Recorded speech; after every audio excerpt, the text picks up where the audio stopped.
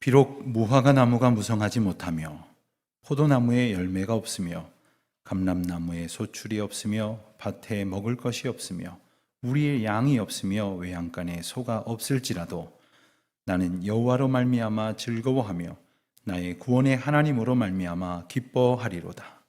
주 여호와는 나의 힘이시라. 나의 발을 사슴과 같게 하사 나를 나의 높은 곳으로 다니게 하시리로다. 이 노래는 지휘하는 사람을 위하여 내 수금에 맞춘 것이니라. 아멘. 오늘은 현충일이기도 합니다. 엊그제 우리 교육자들과 함께 현충원을 다녀왔습니다. 현충일을 맞이해서 많은 분들이 그곳을 찾으셨는데 저도 이번에 자세히 알게 됐는데 그곳에는 16만 5천여 위의 우리 순국 선열들이 잠들어 있습니다. 그 가운데에 약 5만 4천 위는 시신으로 매장되어 있고 또 10만 4천여 위는 위패로 모셔져 있고 또 7천 위 정도에 해당되시는 분들은 아직도 신원이 확인이 안 돼서 무명용사 탑에 이렇게 봉안이 되어 있습니다. 그날도 많은 분들이 오셔서 성묘도 하고 참배도 하시는데 멀찍이서 그분들을 바라보노라니 사랑하는 가족을 그리워하고 또 친구들을 또 전우들을 기리는 그런 모습을 바라보면서 이 나라를 위해서 희생하셨던 많은 분들을 생각하지 않을 수 없었습니다. 6.25는 참남한 전쟁이었습니다. 생각해보니 거기 계신 잠들어 있는 분들 뿐만이 아니었습니다. 민간인 사상자만 100만 명에 달하였고 또 군인들 수십만 명, 또 유엔군까지 합치면 세계 각국에서 온 수많은 젊은이들이 희생된 참혹한 전쟁이었습니다. 꽃을 들고 참배하러 오신 분들의 삶을 한번 떠올려 봤습니다. 사랑하는 아버지, 사랑하는 아들, 또 사랑하는 오빠, 형을 잃고 또 전우를 잃고 얼마나 그분들을 그리워하며 살았을까. 또 생각을 해보니 우리 모두가 이분들에게 참 많은 빚을 졌는데 그래서 그분들의 피와 희생 위에 세워진 이 번영된 나라 위에 살고 있는데 그분들에게 진 사랑의 빚을 잊고 사는 것은 아닌가 하는 생각을 해보게 되었습니다. 그리고 그 모든 것을 다스리시고 주관하시는 우리 하나님의 놀라우신 섭리를 그 사랑을 우리가 잊고 있는 것은 아닐까 하는 생각을 해보게 되었습니다. 전쟁의 폐허가 된 삶의 터전을 우리는 감히 상상할 수도 없을 것입니다. 그래서 종종 한국 전쟁 당시의 사진이나 영상 자료를 이렇게 보면 어떤 분들은 먼 옛날이나 혹은 남의 나라 이야기쯤으로 여기시는 분들도 계시다고 합니다. 요즘 우리가 사는 세상이 참 어렵다 하지만 어디 비교나 할 일입니까? 전후의 그 참혹한 현실, 그 가운데에서도 믿음의 선진들은 하나님 앞에 예배했고 기도했고 고통 가운데에서도 더 주님 앞에 다가갔습니다. 그렇게 주님은 우리를 붙들어 주셨고 그러한 은혜 가운데 그 참혹한 현실들을 견뎌낼 수 있게 하셨습니다. 당시의 상황으로만 보자면 오늘 본문이 기록된 하박국서의 배경이 된 시대에도 그랬으리라 생각이 듭니다. 외침으로 인하여 수많은 사람들이 죽거나 끌려갔고 또 모든 물자를 다 빼앗겼으며 먹을 것이 하나도 남아있지 않았습니다. 당시의 상황을 보면 남유다와 북이스라엘로 갈라졌다가 북이스라엘이 아수르에게 멸망이 되었죠. 유다가 강한 나라에서 살아남은 것은 아니었습니다. 그런데 그 아수르마저도 이렇게 새롭게 떠오르는 바벨론이라고 하는 신흥 강대국에 의해서 멸망당하고 말았죠. 그랬을 때에 이 유다의 남쪽에 있었던 애굽이라는 나라는 이 바벨론이 패권을 잡고 이제 점령해 올 것을 막아내기 위해서 군사를 이끌고 출정을 합니다. 그때의 유다 왕 요시야는 애굽까지 또 바벨론까지 모두가 이스라엘 백성들을 이제 공격해 올 것을 두려워하여 이것을 저지하기 위하여 맞섰지만 무기또에서 요시야 왕은 전사하고 맙니다. 그때의 애굽 왕 바로느고는 유다를 더욱 강력하게 다 지배하려고 했습니다. 그래서 여호아스라고 하는 요시야의 아들을 왕으로 세우고 더 가혹하게 유다의 물자들을 삭탈하고 그리고 억압을 하고 착취를 했습니다. 말 그대로 유다는 나라를 빼앗기지 않았지만 빼앗긴 것보다 다름없는 큰 고통 가운데 있었습니다. 문제는 그러한 상황이 되었음에도 불구하고 백성들이 하나님 앞에 회개하지 않았다는 것이고 하나님 앞에 부르짖어 주님을 의지하지 않았다는 거예요. 오히려 애굽을 의지했습니다. 또 바벨론을 의지하려고 했습니다. 그렇게 영적으로 또 도덕적으로 타락에 직면하고 말았습니다. 말할 것도 없이 모든 백성들이 큰 괴로움을 겪게 되었습니다. 그런데 오늘 말씀의 저자인 하박국은 그 실질적인 괴로움보다 더 큰 답답함이 있었습니다. 왜 하나님의 백성이라고 말씀을 하시면서 왜 이스라엘 백성들에게 이토록 고난을 겪게 하시는 것일까? 왜 하나님은 이대로 내버려 두시는 것일까? 하는 의문을 품게 되었습니다. 그래서 하나님께 좀 따져 물어야 되겠다라고 생각을 했습니다. 그래서 2장에 나와 있는 표현을 빌면 그는 하나님께 따지기 위해서 어디로 가서 하나님께 구할까 하다가 높은 망루 위에 올라갔습니다. 아마 거기가 하나님께 더 가까우리라 생각을 했던 모양입니다. 하박국이 오늘 우리 시대에 서울에 살고 있었더라면 아마 저 잠실 롯데 제2타워 꼭대기에 올라가서 하나님 앞에 소리 질렀을지도 모르겠습니다. 그는 두 가지 질문을 했습니다. 그리고 하박국서에는 이 두 가지 질문에 대한 두 가지 하나님 대답이 기록되어 있습니다. 첫 번째 질문은 이것이었습니다. 왜 하나님의 백성들을 악인들에게 둘러싸이게 두십니까? 왜 하나님의 공의가 시행되고 있지 않은 겁니까? 왜 하나님은 의인들의 고난에 침묵하십니까? 사실 우리도 이런 질문을 가질 때가 있습니다. 하나님, 나를 하나님의 백성이라고 자녀라고 하시면서 왜 날 이렇게 어려운 가운데 두십니까? 좀 편안하고 형통하면 안 됩니까? 최소한 안 믿는 사람들이나 악인들보다는 나아야 하지 않습니까? 하는 생각을 하게 될 때가 있죠. 여기에 대해서 하나님 대답하셨습니다.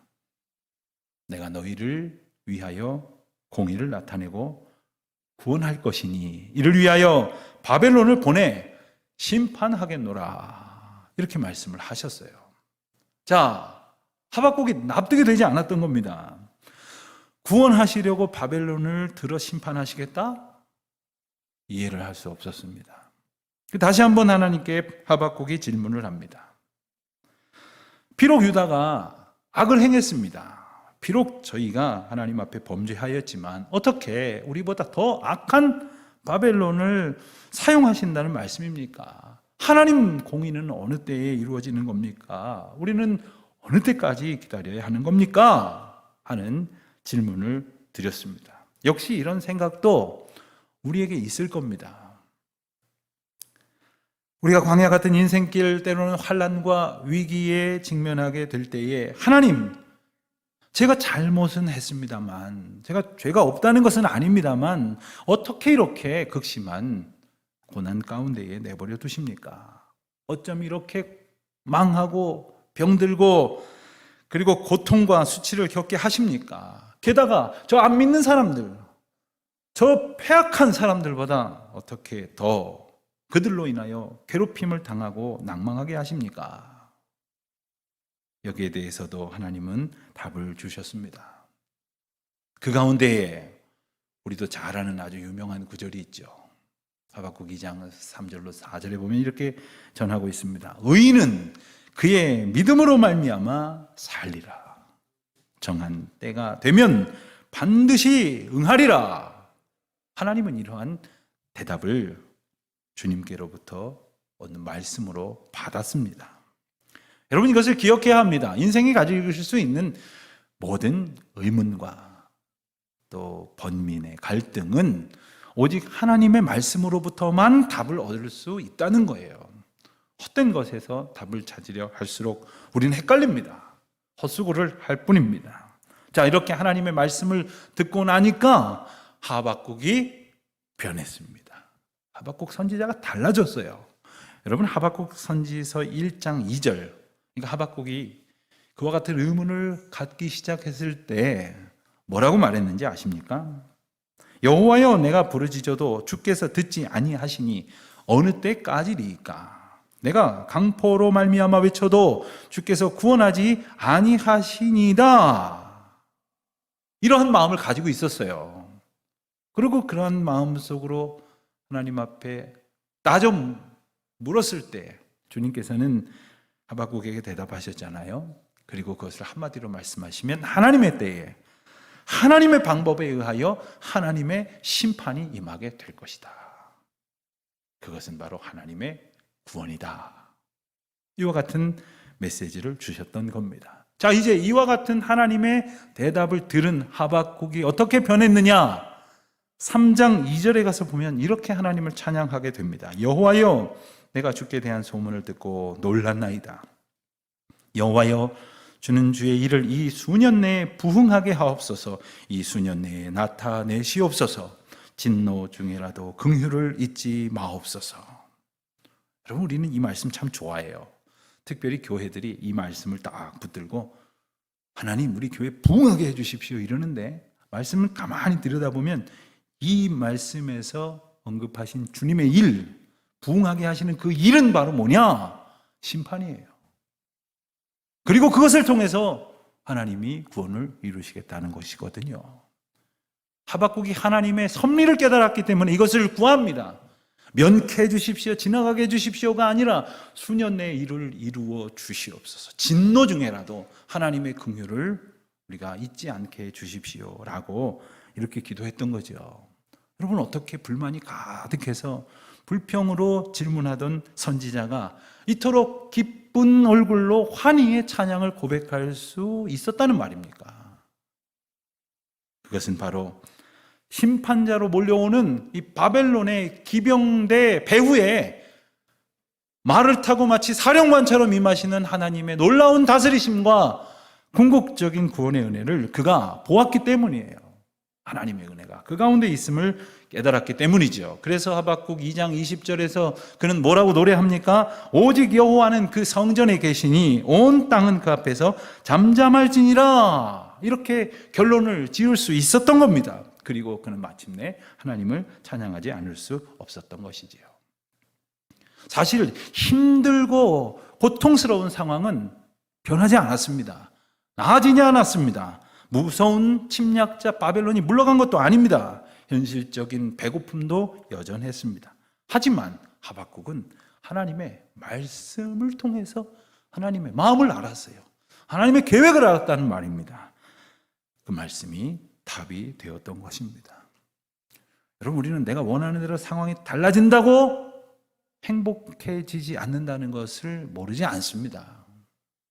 내가 원하는 대로 되어야만 된다고 고집 부리는 것이야말로 참으로 유치한 것이지요. 내 마음에 욕망으로 가득하였을 때는 조금 무슨 일이 이루어진다 하여도 그것은 형통하는 것이 결코 아닙니다. 주님의 말씀과 약속이 내 마음 가운데 담겨 있을 때 비록 고통스러운 현실이 내 앞에 있다 할지라도 넉넉히 이겨내며 살아갈 줄로 믿습니다. 그래서 하박국은 기도한 거예요. 진노 중에라도 긍휼을 잊지 말아 주시옵소서. 여러분, 하나님의 긍휼을 구하고 있다고 하는 것은 하나님의 긍휼이 아니고서는 구원을 얻을 수 없는 죄인이 바로 나 자신이다 하는 것을 깨닫는 것 아닙니까? 그러므로 우리에게 필요한 것은 하나님의 구원과 진노 중에라도 변치 아니하시는 하나님의 긍휼일 줄로 믿습니다. 그래서 하박국이 노래하는 거예요. 주의 소문을 들었나이다. 주의 말씀을 깨달았나이다. 그리고 주님을 찬양하는 내용이 하박국 3장 전체에 기록이 되어져 있는 것이고, 오늘 우리가 읽은 본문 말씀은 그 가운데에서도 하이라이트, 백미가 되는 말씀입니다. 오늘 본문에는 단 서너 단어로 구성된 67문장으로 된 간단한 말씀입니다만은 우리가 읽은 말씀에서 우리는 극한 물질적인 빈곤과 또한 공핍의 상황을 우리는 헤아릴 수가 있습니다. 이 말씀을 보니까 무화과나무, 포도나무, 감람나무가 등장을 했는데 열매가 없다는 거예요. 먹을 것이 달려있지 않다는 말입니다. 여러분, 이 나무들은 이스라엘 지역의 아주 중요한 유실수입니다. 여기 달려있는 열매들은 가난한 사람들의 배고픔을 면케해주는 아주 소중한 양식이죠. 게다가 너무나 감사하게도 이 나무들은 아주 흔하게 볼 수 있었던 나무입니다. 그렇기 때문에 이 나무가 없다는 것은 가난한 사람들이 끼니를 연명할 수 있는 수단이 없다는 것을 의미하는 거예요. 극한 절망적인 상황이라는 뜻입니다. 이제는 어디서도 먹을 것을 쉽게 구할 수 없다는 말입니다. 게다가 이 나무들의 열매들은 식용으로는 물론이고 치료용으로 사용되기도 했어요. 그리고 잔치 음식이나 제사에 사용되기도 했습니다. 그렇기 때문에 이 나무들의 열매가 말라 비틀어져서 더 이상 결실할 수 없다 하는 표현은 현실적으로는 절망 외에는 다른 어떤 것으로도 설명할 수 없는 처참한 지경에 이르렀다 하는 겁니다. 이것은 바로 자연에 대한 하나님의 심판을 의미하는 것이기도 합니다. 하나님께서는 우리로 하여금 하나님의 심판과 돌이키라 하시는 명령을 깨닫게 하시기 위해서 무한한 방법을 사용하세요.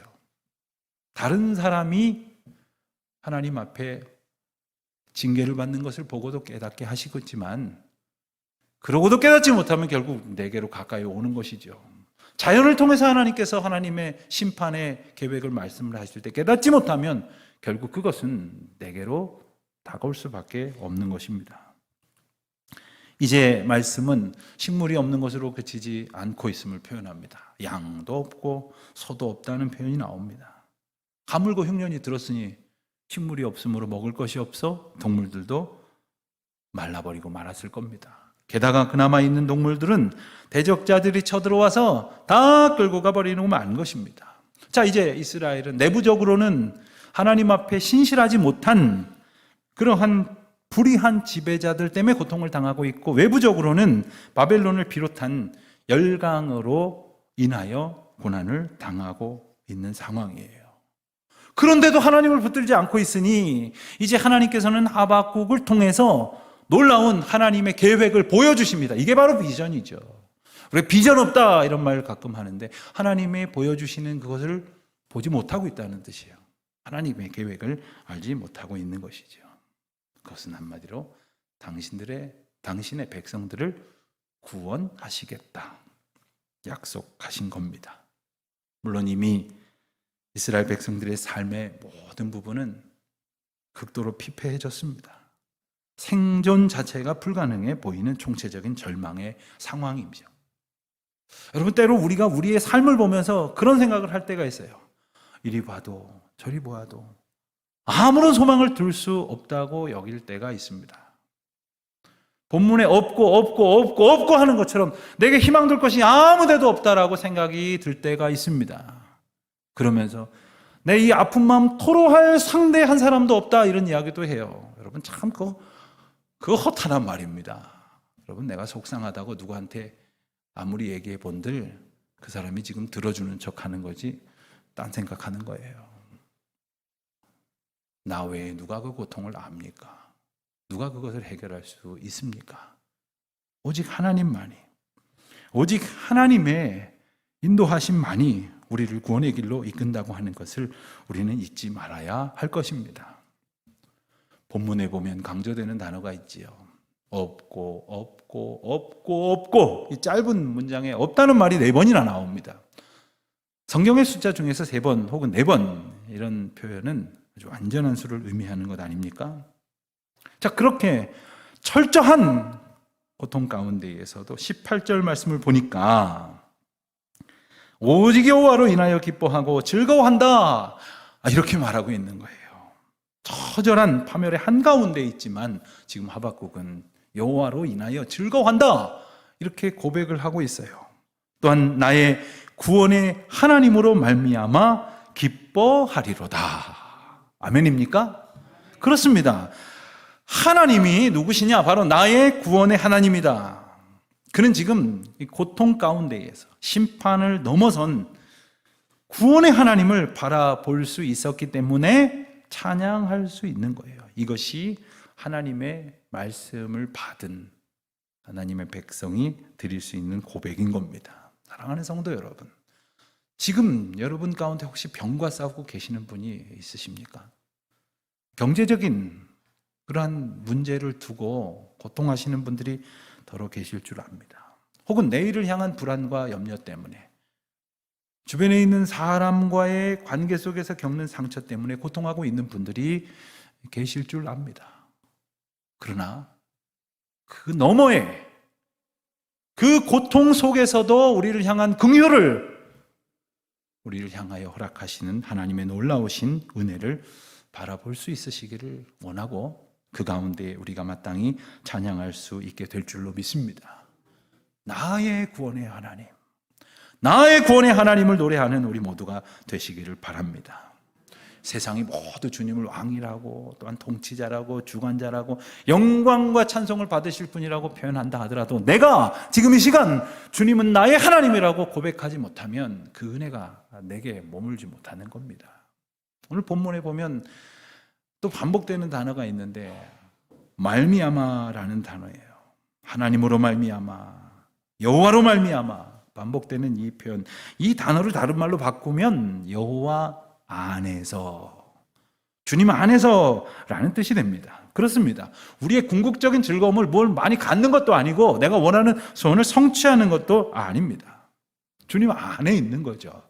여러분, 요 며칠 사이에 장마철도 아닌데 비가 많이 왔죠. 갑자기 비 오는 거리에서 우산이 없으면 허둥지둥 될 수밖에 없지만, 실내에 들어오면 비 안 맞죠. 오히려 비 오는 것을 감상할 수 있게 됩니다. 주님 안에 들어오면 세상의 풍파와 고통을 이겨낼 수 있고 감당할 수 있고, 오히려 그것을 하나님의 은혜 가운데에 찬양할 수 있게 될 줄로 믿습니다. 하박국 선지자는 19절에서 더욱 선명하게 하나님을 찬양하고 있어요. 주 여호와는 나의 힘이시라. 우리 같이 한번 해볼까요? 주 여호와는 나의 힘이시라. 그렇습니다. 주 여호와가 나의 힘이라고 고백하고 있는 하박국의 표현은 주님이 나의 모든 것이 되신다는 의미를 가지고 있어요. 힘이 없으면 견딜 수 없지요, 버틸 수 없지요, 지켜낼 수가 없는 겁니다. 오직 의인은 믿음으로 말미암아 살리라 하셨을 때 그 믿음이라는 뜻이 뭐냐 하면요, 견딘다는 뜻이에요. 어떤 명사가 아닙니다. 추상적인 의미가 담겨져 있는 것이 아니에요. 하나님이 부르신 자리, 보내신 자리, 세우신 곳에서 맡기신 일을 감당하며 버티는 것, 그게 믿음이라는 것인데, 어떻게 감당할 수 있느냐? 여호와가 나의 힘이 되실 때, 내가 여호와 안에 거하고 주님이 내 안에 거하실 때 우리가 힘을 얻는 거예요. 버틸 수 있는 줄로 믿습니다. 이것이 하나님의 은혜이고 하박국의 고백인 것입니다. 그래서 하박국은 앞서 18절에서 우리가 본 것처럼 없고 아무것도 없을지라도 견딜 수 있었던 거예요. 여호와가 나의 힘이시기 때문에. 힘이신 여호와께서 여러분과 함께 하심으로 넉넉히 이겨내시는 주의 거룩한 백성들 되시길 주님의 이름으로 축원드립니다. 하박국 선지자는 오늘 본문에서 아주 흥미로운 표현을 한 가지 우리에게 전하고 있습니다. 나의 발을 사슴과 같게 하사 나를 나의 높은 곳으로 다니게 하시리로다. 여러분, 사슴하면 어떤 이미지가 떠오르십니까? 아마도 많은 분들은 노천명 시인의 시를 떠올리실 것 같아요. 그래서 기린만 못하지만 목이 길고, 목이 아주 좀 길다 보니까 가는 모양이에요.